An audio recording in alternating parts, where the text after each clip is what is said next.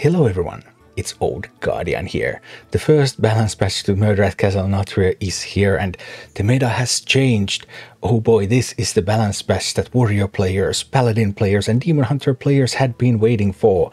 And yeah, this video is not about warrior players, paladin players and demon hunter players though, because this video is about the best decks in the game after the balance patch, and none of those three classes have anything to do with the best decks in the game at the moment, haha. Bamboozled. Be that as it may, I will take a look at that in another context, but this time, best decks in the game right now, because some changes have happened. For example, we have 11 pretty good decks in the game at the moment, and coming in at number 11 is Ramp Druid, because Ramp Druid is just a strong deck. You ramp up and then you kill people. You run Teotar, so if they Teotar, you can Teotar back, and then Teotar, and stuff like that can happen. You run Insatiable Devourers, you run Naga Giants, so that you add your threat density, so that you have more threats, they can just Teotar you out of everything, and boom, just try to blast them away. And at number 10 we have Imp Warlock. Imp Warlock was targeted by a slight nerf, even though Imp Warlock was never the best deck in the game, and now it's slightly weaker, but it is still playable. The best version of Imp Warlock is this one that has a bunch of imps in it, but then it has a little bit of top end, because it runs stuff like Tamsin, Kael'thas Sin Strider, Sire Denatrius, so you also have access to that Sire Denatrius win condition. There are also some hybrid lists, Curse Imp Warlocks, that are taking the Imp Warlock core and building it as a mid-range deck that includes imps and curse cards, but that approach is significantly weaker on the ladder, and you really prefer this approach. You can also do this without the top end, without Gigafin, without Sire Denatrius, that's also possible, but it's also weaker than this approach, so this is currently the optimal way to build the Imp Warlock. At number 9 we have Naga Priest. I always expect the Naga Priest, but yeah, I probably should stop giving it so much credit. It always looks like Naga Priest is really good, and then it's just like a little bit of something is missing. And maybe if one of its main counters or something is just made weaker, then Naga Priest will rise to the top. But every time that happens, emerges new counters to Naga Priest, like let's say Big Spell Mage. So every time Naga Priest loses one of its counters, another counter enters the meta, and Naga Priest just steadily stays as one of the best decks in the game. Don't get me wrong, Naga Priest is a strong deck, but it never becomes the best deck in the game, it seems. And at number 8 we have the deck that has been the most talked about since the patch, which is Miracle Rogue. Yeah, those Necro Drakas and Sinstone Graveyards and boom, just huge swing turns with Edwin very early in the game, and POW turn 3, turn 4, turn 5, insane boards, insane daggers, all that sort of stuff. But it doesn't happen all the time. Miracle Rogue is definitely playable. It was pretty much exactly 50% before the patch, and now it's like 53%. So yeah, it's better, but it's in no way dominant deck.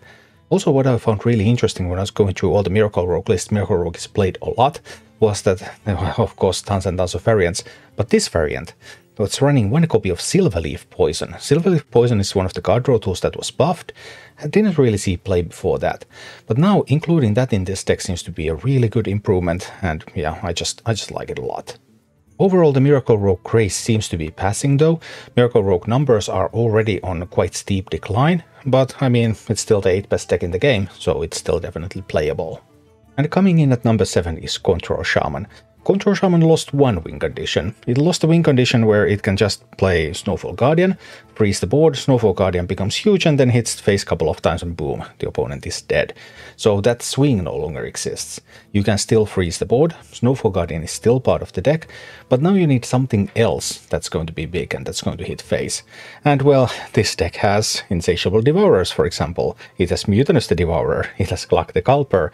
This deck has a lot of big minions, and then it also still has the Sire Denatrius finisher, so even though Control Shaman lost one way to win games, it hasn't lost all of its ways to win games. And coming in at number 6 is the real dark horse of this new meta, the Aggro Druid list, and it's not even running composting anymore, so this is a fully budget list. Not a single epic, not a single legendary card, very affordable, and also doing very well in the current meta. But you can do even better if you just get some 10 legendaries or something into your deck and play Quest Priest. Quest Priest enjoys playing against those Aggro Druids, or playing against Naga Priests, or playing against Rogues. Quest Priest is really having the time of its life against all of those rogue decks. If we take a look at, okay, what's going to happen in the future, like what's going to happen in the next week, next 2 weeks, then because the rogue numbers are already going down, that means that the decks that are really strong against rogue are probably going to become weaker because they will have fewer of those great matchups, which means that this is probably the highest that Quest Priest is going to get, but I mean, Quest Priest is still a solid archetype for the current meta. And coming in at number 4, we have Big Spell Mage. There are 2 ways to build a Big Spell Mage. You can either build it like this, 30 cards, or you can add Renatal and build it as a 40 card list. There's not a lot of statistics available yet of those 40 card lists in the new meta, but they seem promising. So I'm again uncertain whether the 30 card list or the 40 card list of Big Spell Mage is the correct one. Big Spell Mage it's like the archetype that is at the limit of Renatal. It hovers there like, okay, if I put Renatal in, if I don't put Renatal in, really depends on the meta, really depends on what you're going to counter. If you want to get to your win conditions faster, then you don't want Renatal. If you want to survive against aggressive decks longer, then you do want Renatal. So really depends on what sort of decks you're facing. But Big Spell Mage, either way, either variant, it's a playable deck. And coming in at number 3, we have Quest Hunter. And Quest Hunter is just doing its thing, just like it did before the patch, and yeah. Punish people for playing minions, pew pew a little bit, and then pew pew pew a little bit more, and boom. Yeah, that's a good way to play games. But what is interesting is that the changes in the meta mean that Beast Hunter is now competitive with Quest Hunter, because it used to be that Quest Hunter and Face Hunter were clearly the best Hunter archetypes, and Beast Hunter was then a little bit behind. But right now, Face Hunter suffered the most from the nerf. It's actually the only archetype that sees that, hey, Hunter was nerfed a little, because all the damage counts for that deck. And Face Hunter performance is a little bit going down. Quest Hunter still doing very well. Beast Hunter really enjoying changes in the meta and just rolling on. But the number 1 deck in the game at the moment is Spooky Mage. Not the Big Spell variant, but the Spooky variant.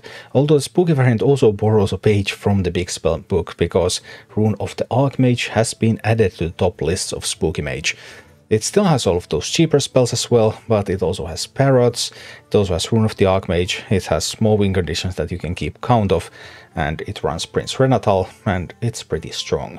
On the other hand, none of the current decks seem extremely dominant. All of these have multiple weaknesses, even though they have also a bunch of good matchups. So in that sense, the meta seems to be quite healthy at the moment. We don't have a single deck that would be very dominant, that wouldn't have any weaknesses. Every deck that you can meet, you can also counter. On the other hand, we still have a number of dead classes, so yeah, upsides and downsides. Be that as it may, these are currently the 11 best decks that you can play and climb all the way to Legend. Thank you for watching. Click like and subscribe if you enjoyed this, and a special thanks to all of my Patreon supporters, YouTube members and Twitch subscribers who make all of these videos possible.